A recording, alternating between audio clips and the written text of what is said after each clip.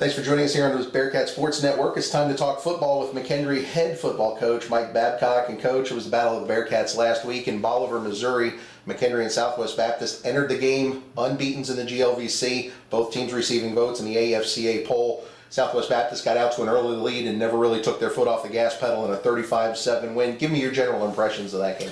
I mean, first off, not very good. I mean, it's, anytime you lose a game, no matter what the score is, it's always hard. And I think the coaches and the players, I think, really did take the game, pretty hard, just like we do for any loss. And, my hat's off to Southwest Baptist. They've got a very good team. They're coached very well. The quarterback and wide receiver core, I think, did a tremendous job against our defense, just making plays and being able to have the big plays and, more importantly, score points.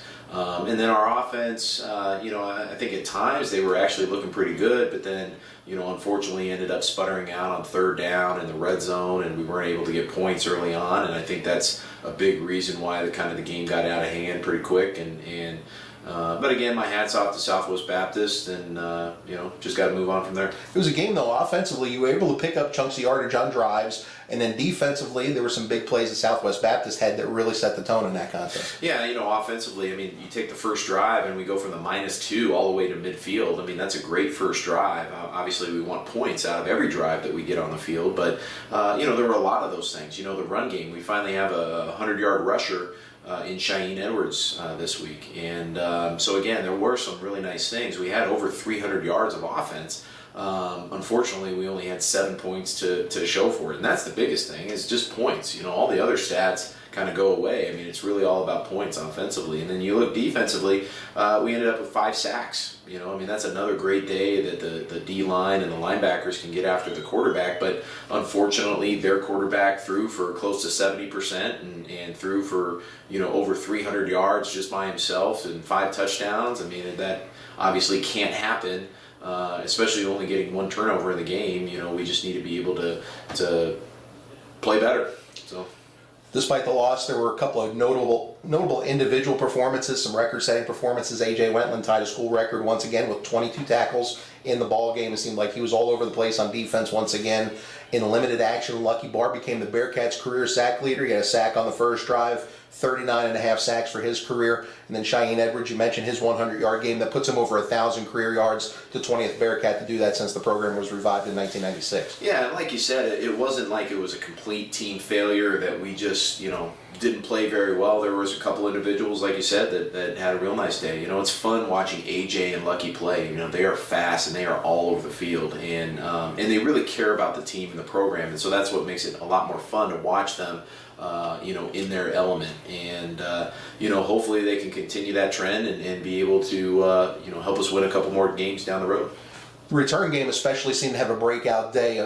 Good on both sides, both punt and kick return. Notably, Derek Curry, a 67-yard punt return and several 30-yard kick returns in that ballgame. That really, in my opinion, changed field position, and that's really what you need out of your return game. And I thought Derek Curry did a very nice job on both kickoff return and punt return, being able to get those yards. I mean, there was a lot of times we ended up starting the drives inside our 50-yard line, and that definitely helps. Even Daquan Dudley had about two returns on kickoff return as well. So again, just a very nice job of just changing field position, doing their job to help us win the game. The page has been turned now. It's Indianapolis week. The Bearcats and UIndy meet for the 5th time since 2012. And you could throw UIndy's record out the window right now. They were 1-4 coming in, 0-2 in the GLVC, but a very dangerous team on both sides of the ball. I mean, this is probably close to the best team that I think we've played all year.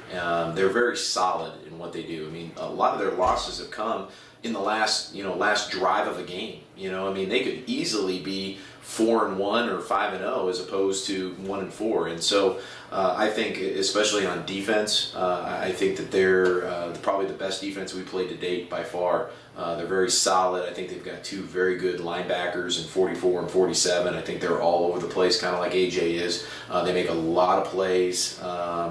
Their D-line is very active. They get to the quarterback. I think their secondary is definitely, let's keep it in front, tackle, and hit hard. Like I said, you really have to grind against them and execute against them in order to be able to move the ball and score points. I think offensively, I think their quarterback is a very talented QB, not just with his throwing ability, but with his running ability as well. He's able to get out of the pocket, make some plays with his feet, a lot like what we saw last week.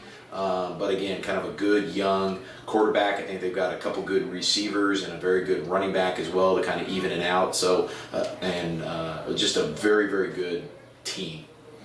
You mentioned the fact record could be a whole lot different.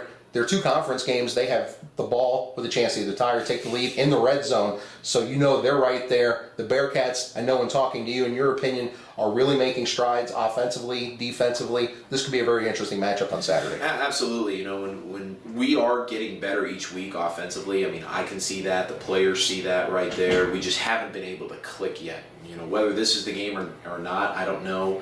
I mean, it's a heck of a challenge.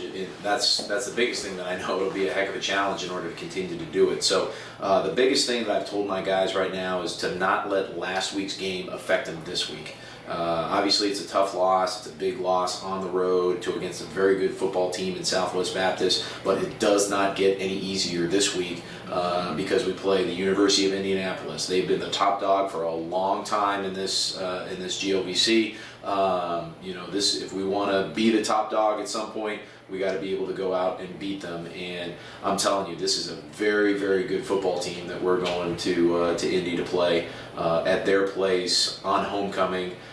There's a lot of things kind of going their way, so hopefully we're up for the challenge and can get going. I know in talking to you in your post-game comments on Saturday at Southwest Baptist, you wanted the Bearcats to focus on that attention to detail once again, making the small plays, the tackles, the wrap-ups, catching those balls, converting on third down. How has the week in practice been? Have you been working on that attention to detail? I think so far it's been very good.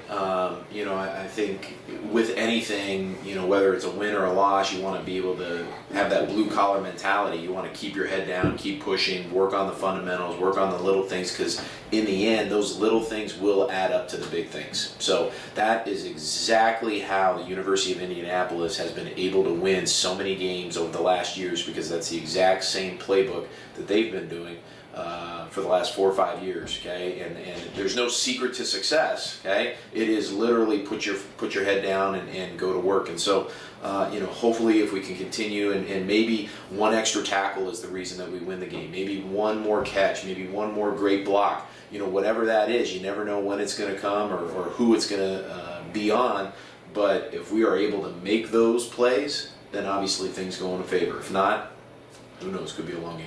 Coach, good luck on Saturday. Appreciate it. Thank you. Don't forget, you can listen to the McKendree Indianapolis game live on the Bearcat Sports Network at glvcsn.com/McKendree. This is an Eastern Time Zone game, 6 o'clock Eastern, 5 o'clock Central. We'll be on the air 15 minutes prior with the pregame show.